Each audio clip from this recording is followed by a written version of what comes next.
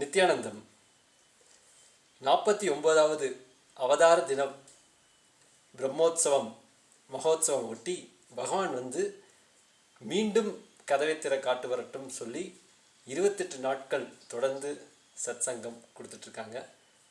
நாமெல்லாம் கேள்விப்பட்டிருக்கலாம். அதாவது 2010 2009 அப்போ பார்த்தீங்கன்னா பகவான் கதவை திற காட்டு வரட்டும் இந்த புத்தகம் பல பத்திரிகைகளில் ஆர்டிக்கிளாக வெளியிட்டிருந்தாங்க. அது நிறைய பேர் படிச்சிருக்கோம். அந்த டைம்லேயே படிக்கும்போது கூட அந்த ஒரு விஷயம் பகவான் சொல்கிறது பார்த்திங்கன்னா நம்மளுடைய வாழ்க்கையில் அப்படியே அனுபவமாக மாறும். அப்போ இப்போ கிட்டத்தட்ட 15 வருஷத்துக்கு முன்னாடியே பகவான் அவ்வளோ விஷயங்கள் சொல்லியிருக்காங்க.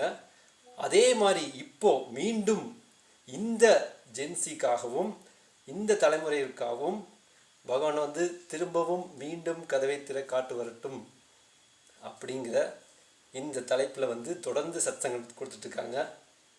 இப்போது 2026வது ஆண்டு நேற்று பிறந்திருக்குது. நம்ம எல்லாரும் இப்போது இந்த ஆண்டுக்கான ஜென்சி ஆகட்டும் இளைஞர்களாகட்டும் அவங்களுக்கு என்னென்ன பிரச்சனைகள் தினந்தோறும் ஃபேஸ் பண்ணிட்டுருக்காங்களோ அதற்கான நேரடியான தீர்வு பகவான் கொடுத்துட்ருக்காரு. இந்த சத்சங்கத்தில் பகவான் சொல்கிற ஒரு விஷயம் என்னென்னா, சாட்சியாக இருங்கள்.